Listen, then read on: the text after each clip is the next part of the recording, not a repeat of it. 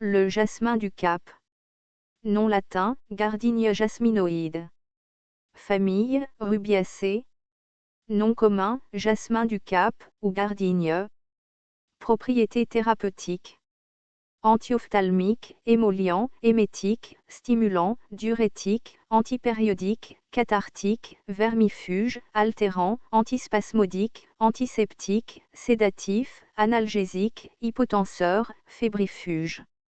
Des études ont suggéré des propriétés antioxydantes, antidiabétiques, anti-angiogéniques, antifongiques, anti-inflammatoires, antiprolifératives, apoptotiques, gastroprotectrices, anti-hépatofibrotiques, anti-thrombotiques, antidépressives, anti-hyperlipidémiques, neuroprotectives. Parties utilisées. Racines, feuilles, fruits. Distribution. Cultivée à des fins ornementales, seule la variété à fleurs doubles est présente aux Philippines. Asie de l'Est, Chine méridionale, Japon, Cambodge, Laos, Vietnam. On la trouve dans les fourrés et forêts au bord des cours d'eau, sur les pentes des montagnes, sur les collines dans les vallées. Botanique. Le jasmin du Cap est un arbuste lisse de 1 à 2 mètres de haut. Les feuilles sont opposées, elliptiques ovales, de 2 à 6 cm de long, rétrécies et pointues aux deux extrémités, brillantes, courtes, pétiolées et stipulées. Les fleurs sont grandes et très parfumées, survenant individuellement à l'aisselle supérieure des feuilles. Le calice est vert, avec un tube en forme d'entonnoir et d'environ 1,5 cm de long, à 5 angles où ailé et divisé en lobes linéaires à peu près aussi longs que le tube. La corolle est généralement double, blanche mais devenant rapidement jaunâtre et large de 5 à 8 cm. Les étamines sont aussi nombreuses que les lobes de la corolle.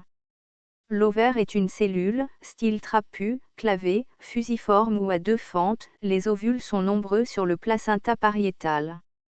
Les fruits sont ovoïdes ou ellipsoïdes, de 2,5 à 4,5 cm de long. Constituants.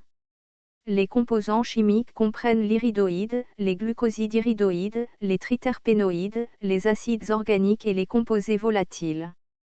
Les principaux composés volatiles de l'huile essentielle sont les acides aliphatiques, les cétones, les aldéhydes, les esters, les alcools et les dérivés aromatiques. Les principaux composés bioactifs sont le géniposide, la génipine, le gardénoside, la crocine et l'iridoïde. Utilisation culinaire.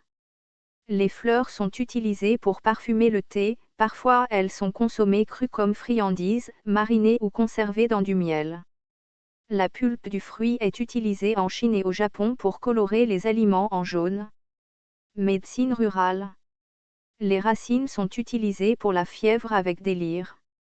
Une décoction de racines est utilisée pour les flatulences, la dyspepsie et les troubles nerveux dus à la dentition. Une décoction de feuilles et de fleurs est utilisée pour la dyspepsie, les flatulences, les troubles nerveux et les douleurs abdominales. Une décoction d'écorce est utilisée pour la ménorrhagie et les problèmes utérins. Une décoction de fleurs est utilisée pour laver les yeux enflammés. Un cataplasme de feuilles est utilisé pour les poitrines gonflées. Une décoction d'écorce de tiges et de branches est utilisée pour les fièvres intermittentes comme tonique, pour la jaunisse et l'hépatite. Le fruit est antiseptique, utilisé pour les maux de dents, les plaies fétides, pour la toux, la fièvre, la dysenterie bacillaire, l'œdème néphritique, l'épistaxie, l'excroissance douloureuse à la langue, la mastite, les furoncles et la tuberculose ganglionnaire. Une pâte fabriquée à partir de l'exsudat de résine du fruit est appliquée sur les dents douloureuses, les plaies fétides et les ulcères calleux.